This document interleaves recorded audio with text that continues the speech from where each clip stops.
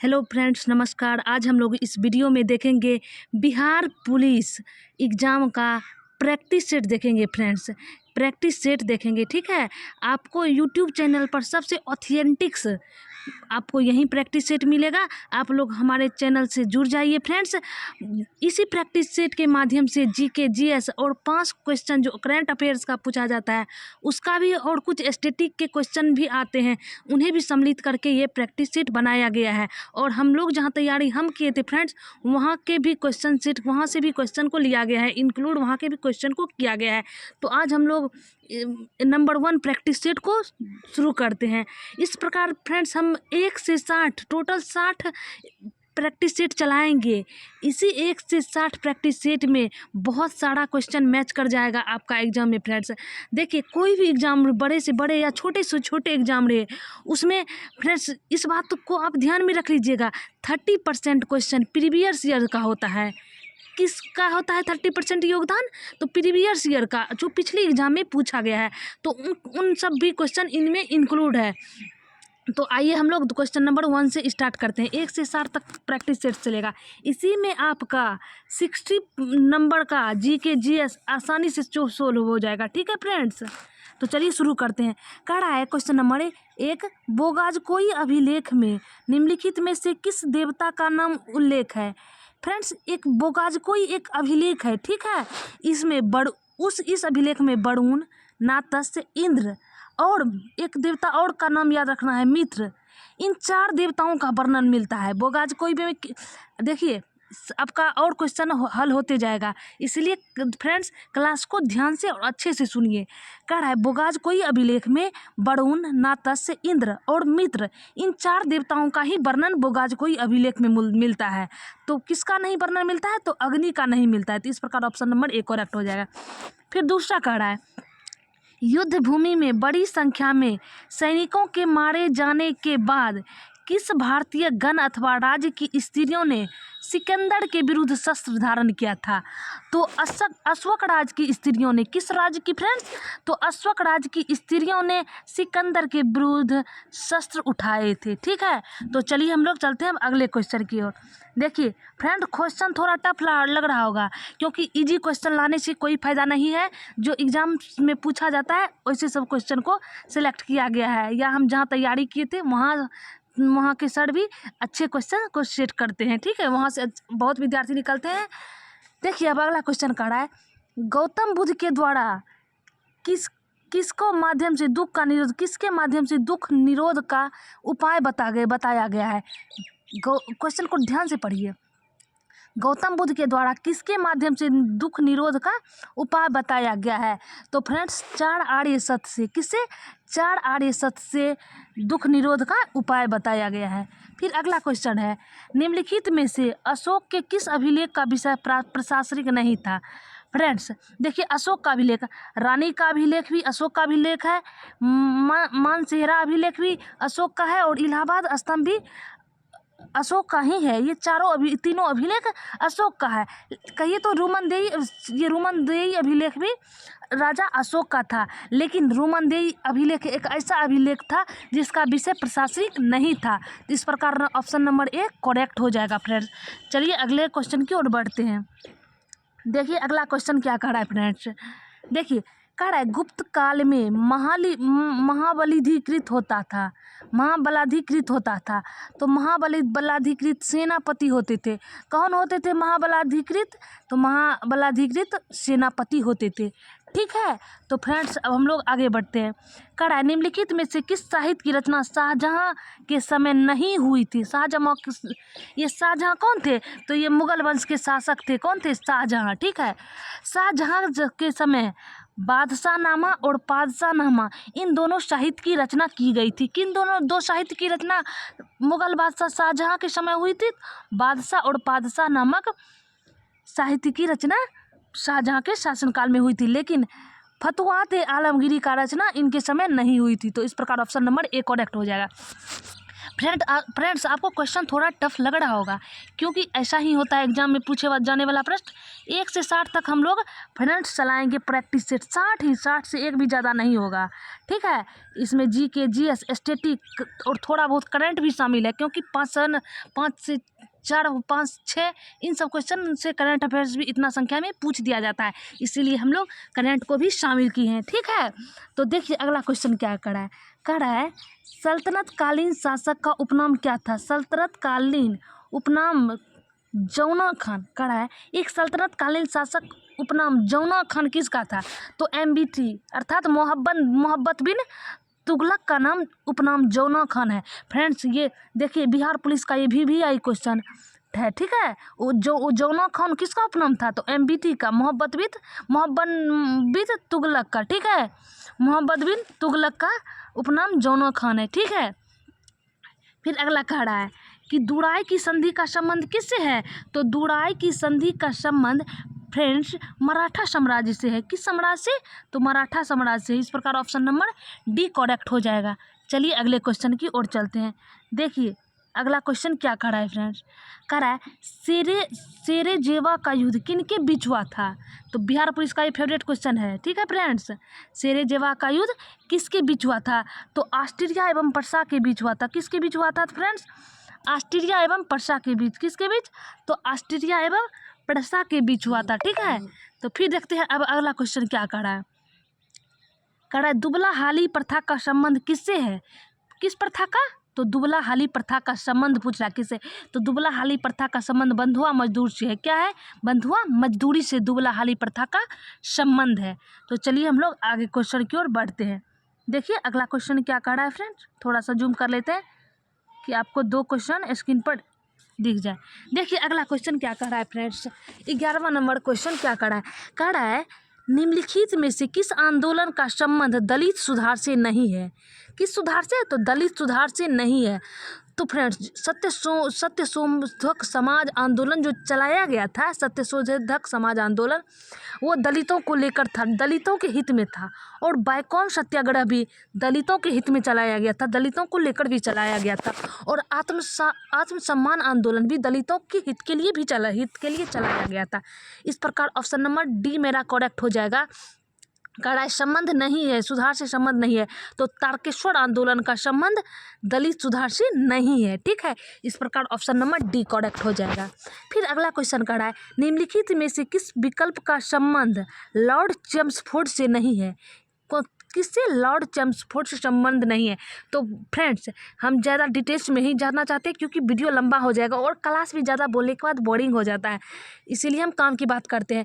Friends यदि आप general competition की तैयारी कर रहे हैं, जैसे बिहार दरोगा, बिहार पुलिस, SSC, रेलवे, इन सब एग्जामों की तैयारी कर रहे हैं, तो आप हमारे चैनल सिंह सक्सेस क्लासेस के यूट्यूब चैनल से जुड़ जाइए।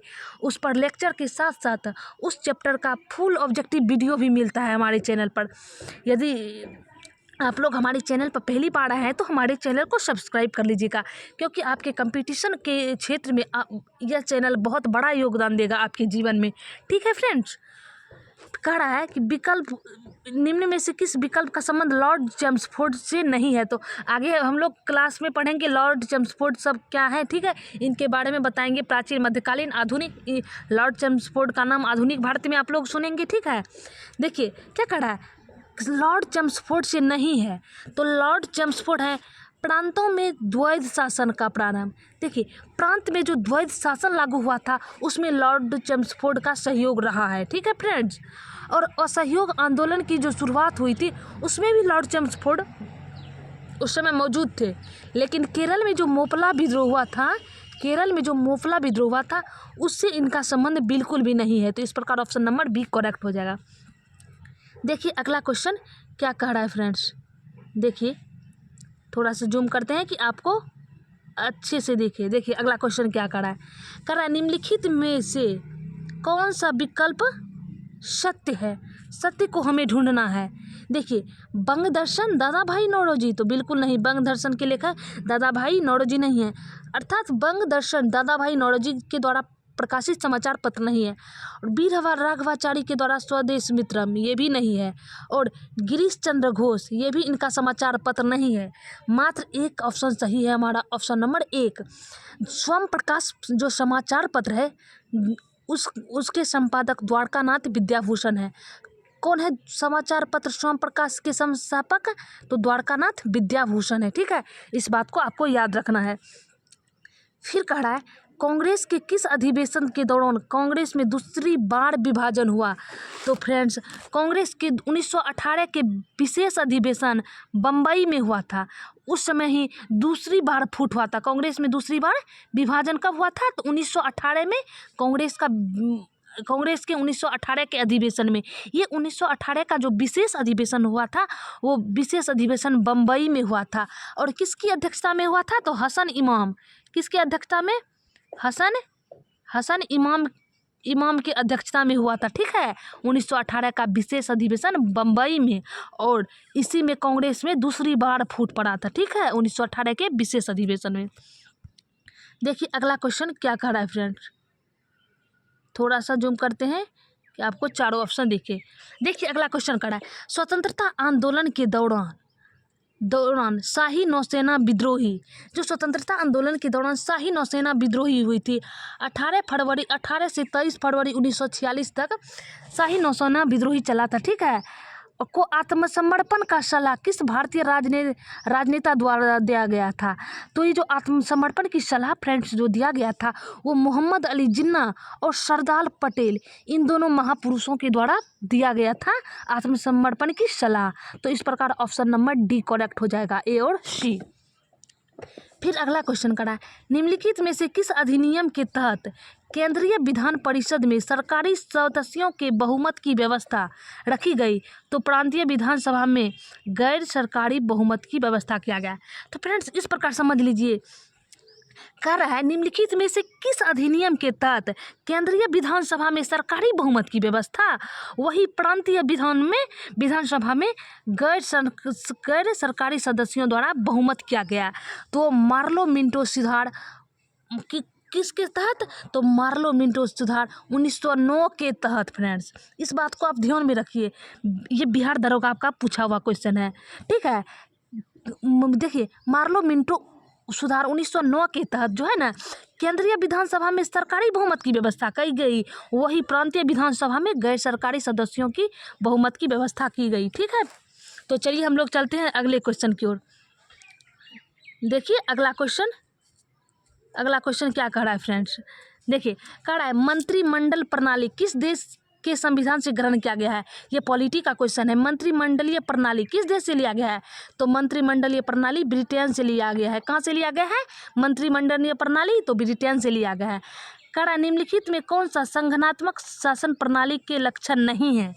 तो संघात्मक शासन प्रणाली के लक्षण नहीं है, नहीं कह रहा है ढूंढने के लिए। ठीक है फ्रेंड, लिखित संविधान जो है ये संघात्मक शासन प्रणाली का है लक्षण। स्वतंत्र न्यायपालिका भी संघात्मक शासन प्रणाली के लक्षण है। केंद्र एवं राज्य के बीच शक्ति का स्पष्ट जो विभाजन होता है वो संघात्मक शासन प्रणाली के लक्षण है। लेकिन ये जो है स्वतंत्र न्यायपालिका ये भी इनके लक्षण है, संघात्मक शासन प्रणाली के ये तीनों लक्षण हैं। लेकिन लोकसभा तथा राज्यसभा का अस्तित्व ये संघात्मक प्रणाली के लक्षण नहीं है। तो इस प्रकार ऑप्शन नंबर बी करेक्ट हो जाएगा। तो चलिए हम लोग चलते हैं अगले क्वेश्चन की ओर। देखिए अगला क्वेश्चन क्या कह रहा है, देखिए अगला क्वेश्चन कह रहा है कि संविधान संशोधन के तहत पंजाब को विभाजित कर हरियाणा का निर्माण किया गया। देखिए पंजाब राज्य के विभाजन से ही हरियाणा का निर्माण हुआ है। ठीक है, वो 18वां संविधान संशोधन के द्वारा, किस संविधान संशोधन के द्वारा विभाजित किया गया? तो 18वां संविधान के द्वारा विभाजित किया गया। ठीक है, अगला क्वेश्चन है भारतीय राष्ट्रीय ध्वज के रंगों और उसके मध्य चक्र में महत्व का यथेष्ट वर्णन किया गया है। ये जो राष्ट्रीय ध्वज है उसके रंग और उसके मध्य में जो चक्र होता है फ्रेंड उसका यथेष्ट वर्णन कौन किए हैं? तो उनका यथेष्ट वर्णन डॉक्टर सर्वपल्ली राधाकृष्णन किए हैं। कौन किए हैं? तो डॉक्टर सर्वपल्ली राधाकृष्णन। तो हम लोग अगले क्वेश्चन को अब देखते हैं। देखिए अगला क्वेश्चन क्या कह रहा है फ्रेंड्स, देखिए अगला क्वेश्चन है अनुच्छेद 359 हमारे संविधान में कितने अनुच्छेद है? तो 395 अनुच्छेद है। और अनुसूची कितनी है? तो अनुसूची की संख्या 12 है। और अनुसूची 12 है और अनुच्छेद की संख्या 395 है। वही 359वां अनुच्छेद में कहा है राष्ट्रपति को कौन सी शक्तियां प्रदान की गई है? तो अनुच्छेद 359 में राष्ट्रपति किसी भी व्यक्ति के मूल अधिकार को निलंबित कर सकते हैं। ठीक है, राष्ट्रपति क्या कर सकते हैं? तो किसी भी व्यक्ति के मूल अधिकार को निलंबित कर सकते हैं। ठीक है, तो चलिए हम लोग अब अगले क्वेश्चन की ओर चलते हैं। अगला क्वेश्चन है आश्रय का अधिकार किस अनुच्छेद के अंतर्गत मौलिक अधिकार है? तो फ्रेंड्स आपको एक बार ध्यान में रखना है कि ये जो आश्रय का अधिकार है ये एक मौलिक अधिकार है। किस अधिकार के अंतर्गत आता है आश्रय का अधिकार? तो मौलिक अधिकार के अंतर्गत आता है। तो ये किस अनुच्छेद में आता है? तो अनुच्छेद 21 में। किस अनुच्छेद के अंदर ये मौलिक अधिकार में आता है? तो आर्टिकल नंबर 21 के तहत आता है। तो चलिए अगले क्वेश्चन की ओर चलते हैं। देखिए अगला क्वेश्चन क्या कह रहा है फ्रेंड्स? कह रहा है निम्नलिखित में से भारत के संविधान क्या कह रहा है? निम्नलिखित में से भारत के संविधान किसमें पर्यावरण संरक्षण, संवर्धन तथा वन्य और वन्यजीव रक्षा के प्रावधान निहित है? तो देखिए पर्यावरण संरक्षण, संवर्धन तथा वन्य और वन्यजीव की जो रक्षा है वो राज्य के नीति निर्देशक तत्व और मूल्य कर्तव्य दोनों के अंतर्गत आता है। ये जो वन्यजीव कहिए या पर्यावरण संरक्षण या संवर्धन कोई भी शब्द आ जाए तो ये मूल कर्तव्य और राज्य के नीति निर्देशक तत्व दोनों के अंतर्गत आता है। तो इस प्रकार ऑप्शन नंबर सी करेक्ट हो जाएगा। ठीक है, फिर कह रहा है अगला क्वेश्चन निम्नलिखित में कौन सा राष्ट्रपति के निर्वाचक मंडल का हिस्सा नहीं है? देखिए राष्ट्रपति का निर्वाचन होता है। ठीक है, राष्ट्रपति का क्या होता है? निर्वाचन होता है। अब कह रहा है निर्वाचन मंडल में हिस्सा नहीं लेते हैं। कह रहा है दिल्ली और पुदुचेरी विधानसभा के निर्वाचित सदस्य। तो हाँ, राष्ट्रपति के निर्वाचक मंडल में दिल्ली और पुदुचेरी विधानसभा के निर्वाचित सदस्य भाग लेते हैं और संसद के भी सभी निर्वाचित सदस्य भाग लेते हैं। लेकिन जो जम्मू कश्मीर है ना, जम्मू कश्मीर विधानसभा के निर्वाचित सदस्य भाग नहीं लेते हैं। कहाँ के निर्वाचित सदस्य भाग नहीं लेते हैं? तो जम्मू कश्मीर विधानसभा के निर्वाचित सदस्य इसमें भाग नहीं लेते हैं राष्ट्रपति के निर्वाचक मंडल में। इस प्रकार ऑप्शन नंबर सी करेक्ट हो जाएगा। ठीक है, तो चलिए हम लोग चलते हैं अगले क्वेश्चन की ओर। देखिए अगला क्वेश्चन क्या कह रहा है फ्रेंड्स? देखिए कह रहा है अगला क्वेश्चन निम्नलिखित राज्यों में से किसमें पंचायती राज संस्था नहीं है? पंचायती राज संस्था, इस बात को ध्यान में रखना है। केरल, असम और त्रिपुरा, यहाँ सब पंचायती राज की व्यवस्था है केरल, असम और त्रिपुरा में। लेकिन एकमात्र जगह नागालैंड है। ठीक है, नागालैंड में पंचायती राज संस्था की व्यवस्था नहीं है।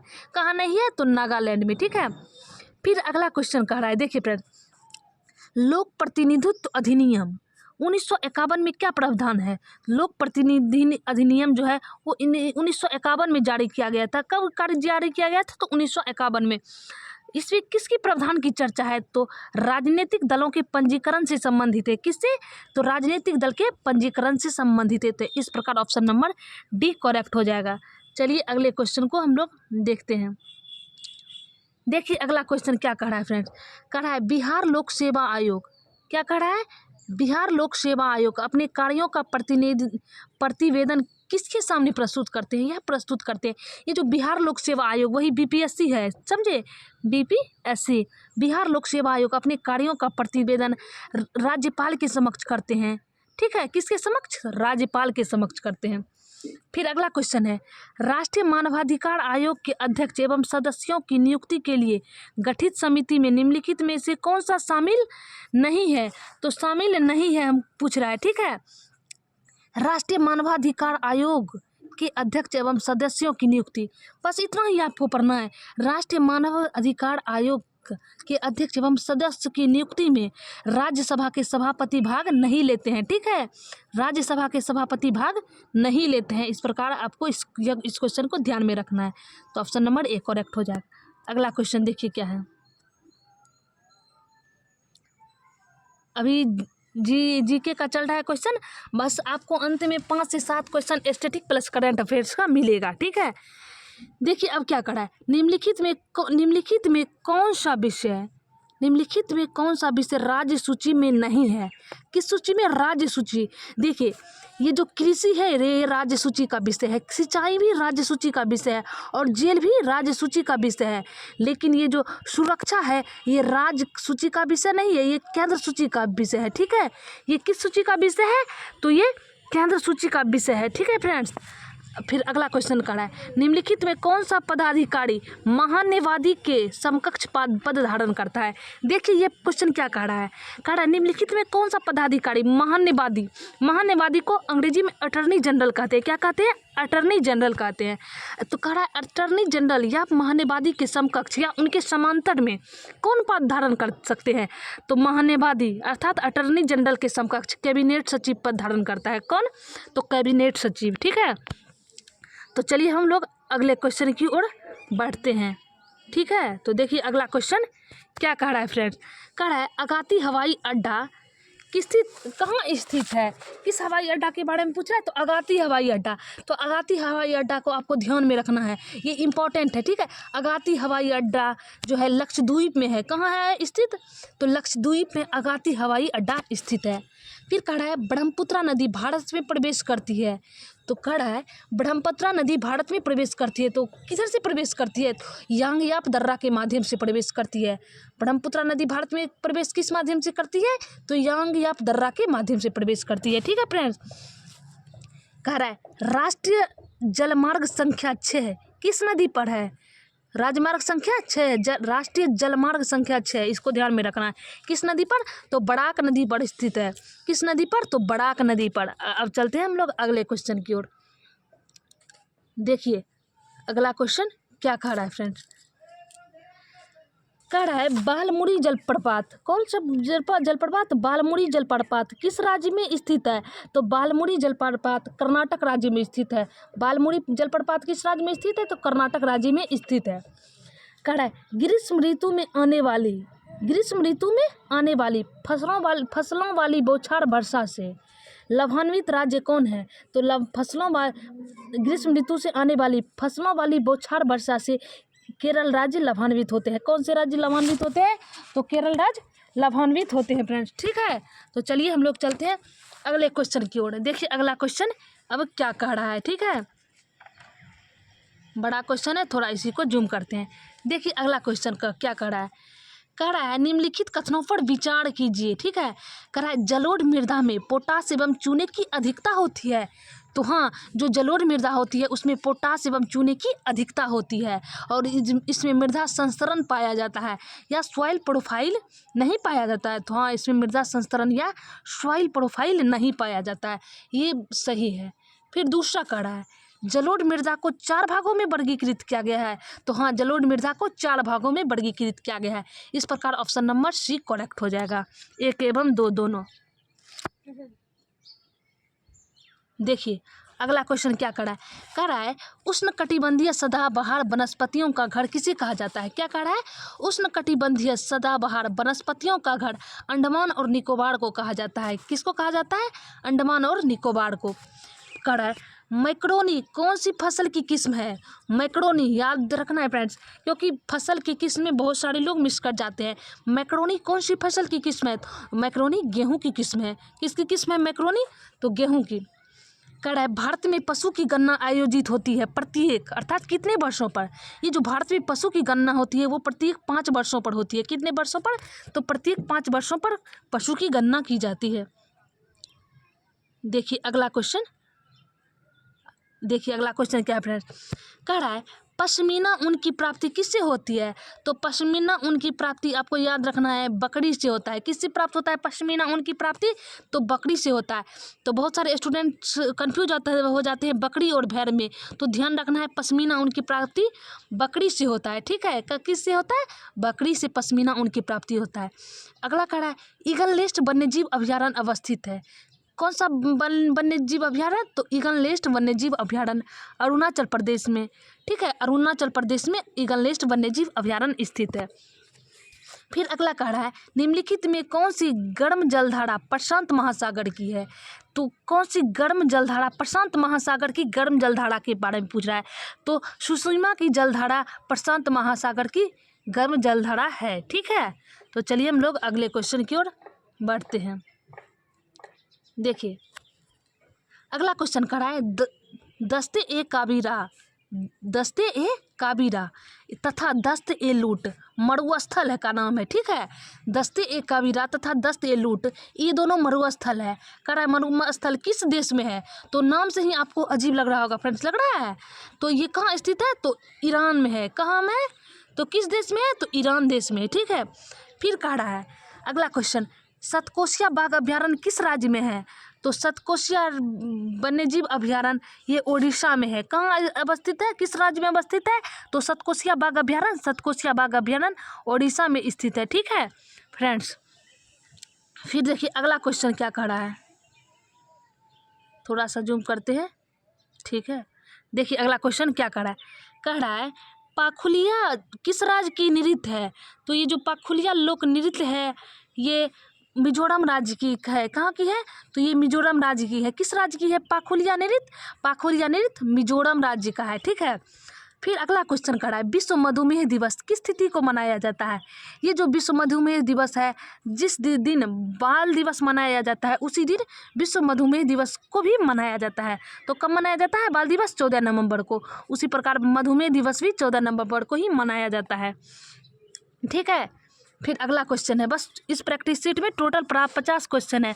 आपको प्रत्येक जो 60 प्रैक्टिस सेट चलाएंगे प्रत्येक में आपको 50-50 क्वेश्चन देखने को मिलेगा। उसमें जीके, जीएस, स्टैटिक एवं करंट का सारा क्वेश्चन इंक्लूड किया जाएगा। ठीक है, तो फिर अगला क्वेश्चन है भारत सरकार द्वारा डिजिटल रेडियो, ये जो डिजिटल रेडियो लॉन्च करने का लक्ष्य निर्धारित है, ये कब तक है पूछ रहा है। ये जो भारत सरकार के द्वारा 2024 का लक्ष्य बनाया गया था, कब तक का लक्ष्य बनाया गया था, तो 2024 तक का भारत सरकार द्वारा लक्ष्य बनाया गया था डिजिटल रेडियो लॉन्च करने का। ठीक है, तो चलिए हम लोग बढ़ते हैं अगले क्वेश्चन की ओर। 3 क्वेश्चन और है, इसको देखते हैं। ठीक है, देखिए क्वेश्चन क्या कह रहा है संयुक्त राष्ट्र संघ द्वारा किस वर्ष को शांति एवं विकास हेतु अंतर्राष्ट्रीय वर्ष को घोषित किया गया है।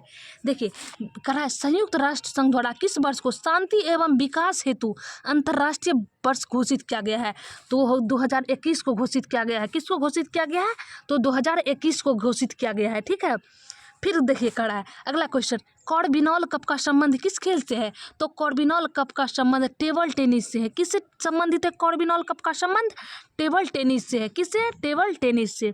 फिर कह रहा है अगला क्वेश्चन एवं लास्ट क्वेश्चन है फ्रेंड्स, देखिए स्टैटिक वाला जितना प्रश्न है उसको 2 बार 3 बार देख लीजिएगा, क्योंकि ये छोटा छोटा प्रश्न ये कंफ्यूज कर देता है स्टूडेंट को। देखिए लास्ट क्वेश्चन क्या कर रहा है टाइम कीपर शब्दावली किस खेल से संबंधित है, टाइम कीपर शब्दावली, तो ये कुश्ती से संबंधित है। किससे, तो ये कुश्ती से संबंधित है। तो आज का क्लास यहीं एंड होता है फ्रेंड्स। आज ये पहला प्रैक्टिस सेट था, कल हम दूसरा प्रैक्टिस सेट लाएंगे। इसी प्रकार 1 से 60 तक टोटल प्रैक्टिस सेट चलाएंगे और अगले 10 से 12 दिन के बाद हिंदी का मात्र 1 से 10 प्रैक्टिस सेट चलाएंगे। उसी से बाहर आपका क्वेश्चन बिहार पुलिस में नहीं पूछा जाएगा। ठीक है, और जीके, जीएस, स्टैटिक एवं करंट के लिए 1 से 60 मतलब परीक्षा तक हम प्रैक्टिस सेट चलाएंगे, उसी में से आपका क्वेश्चन आएगा। ठीक है, तो आज के लिए इतना ही। जो भी फ्रेंड्स हमारी चैनल पर पहली बार आए हैं और इस तरह का वीडियो चाहते हैं तो हमारी चैनल को सब्सक्राइब कर लीजिएगा। इसके लिए इतना ही आज के लिए, बस। जय हिंद, जय भारत।